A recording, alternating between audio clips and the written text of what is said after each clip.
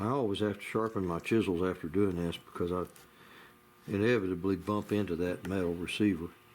When you're talking about something that's sharp as a scalpel, it doesn't take but just a couple little dings like that and you realize it. And it's dull. But some things you just have to do. This one doesn't seem to want to tuck into this front up here where it's got this little tab that goes in underneath there. It don't seem to want to go in there well. I don't know why.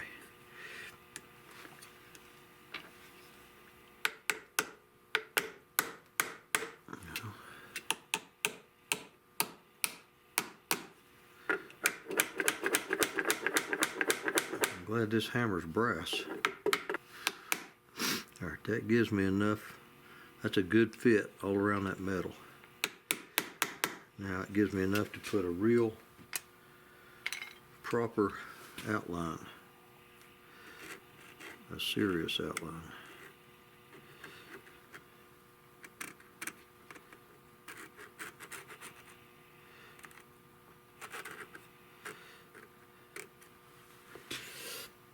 And then you got to get it out of there.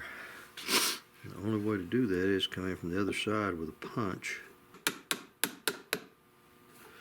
And that's the only way I know to get it out.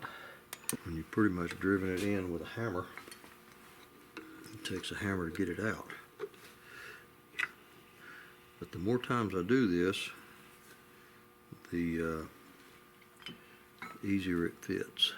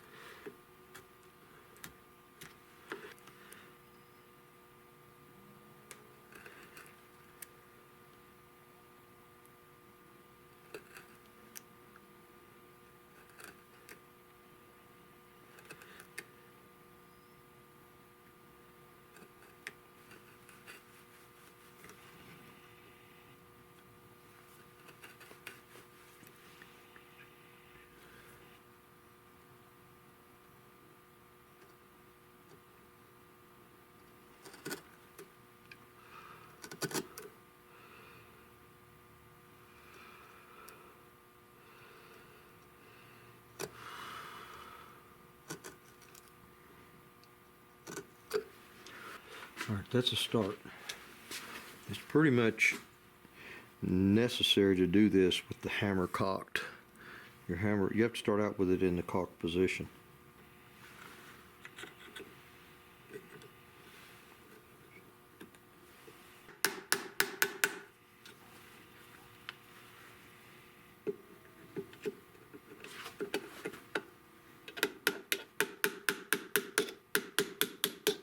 I think this entire plate has to go down because it's touching here, here, and here, and it's not anywhere close to really being in position yet, so I'm going to take it down.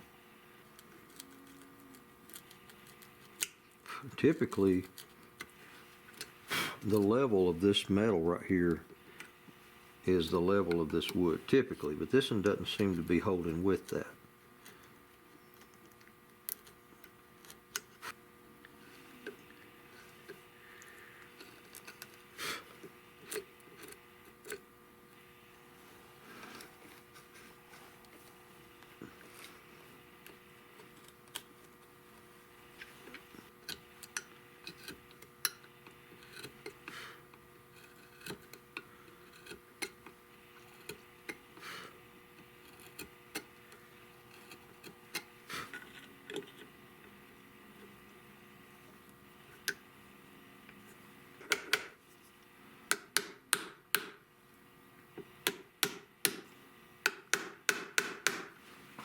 there's a hole where this screw goes in,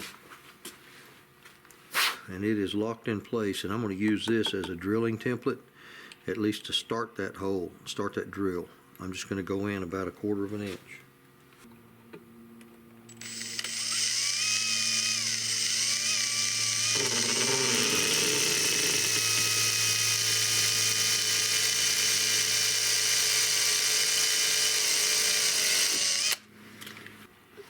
Now, my triggers are touching wood up in here. That trigger has a blade on the end of it. And when you pull the trigger, that blade goes up.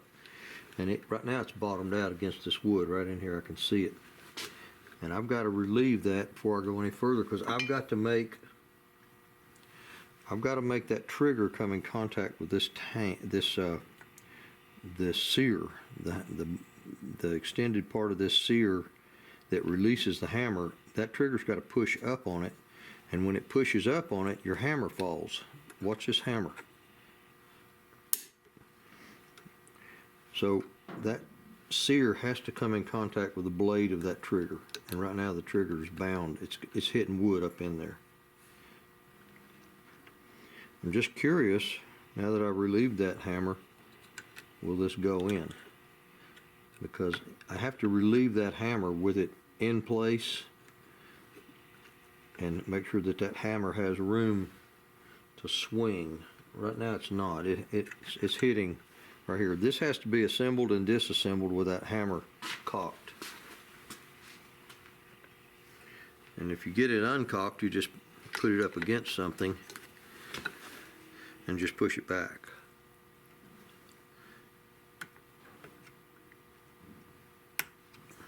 But it usually gets taken apart and put together with the hammer in the back position.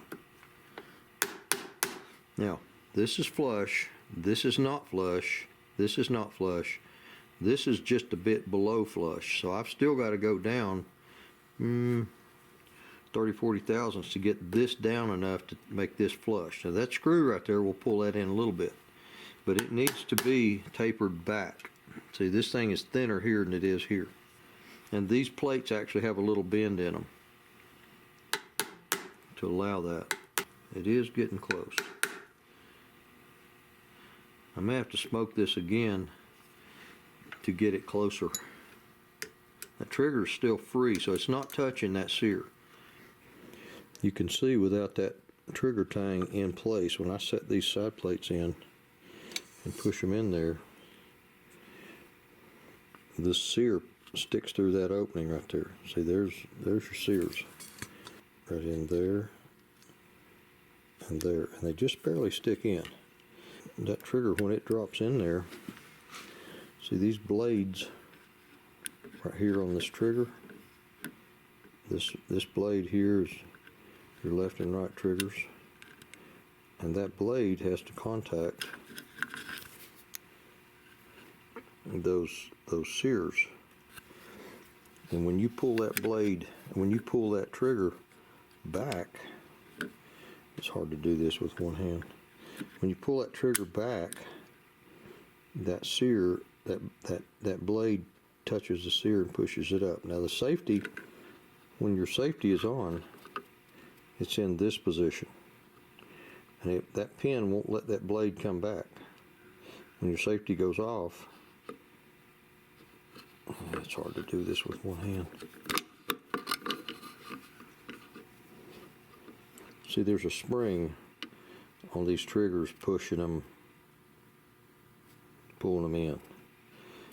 And right now that spring's got me bound up. But when that safety goes off, I can't do this.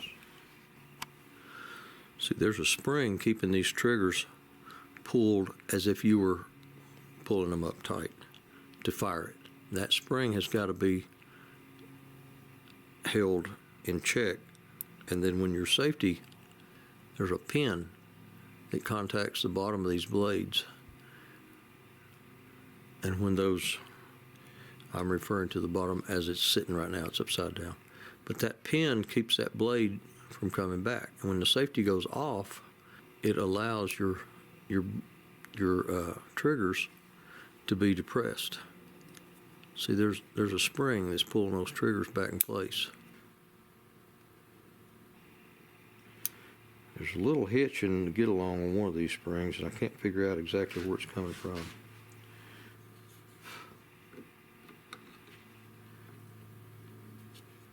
But that trigger, this side operates this side over here, and it needs to have contact with that sear. And it feels like it is. The hammer has already been fired. The hammer's not cocked, so I don't know for sure if it works yet or not.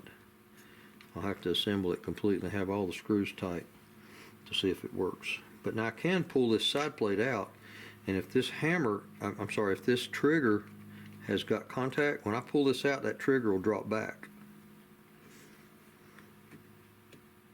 And it didn't move. So it's not got contact yet. For whatever reason, it doesn't have contact yet. Either that sear's not sticking in that opening far enough,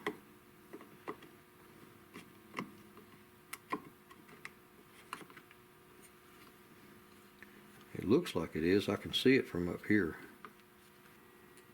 I'll have to look at it from down here. I'll have to get a sideways view of it.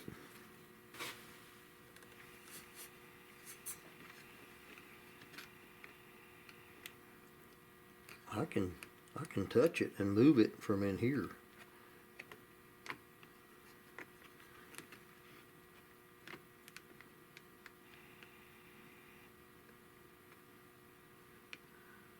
So I know it's part of the way in there. Whether it's enough to release it or not, I don't know. Have to work this stuff out. Each individual one.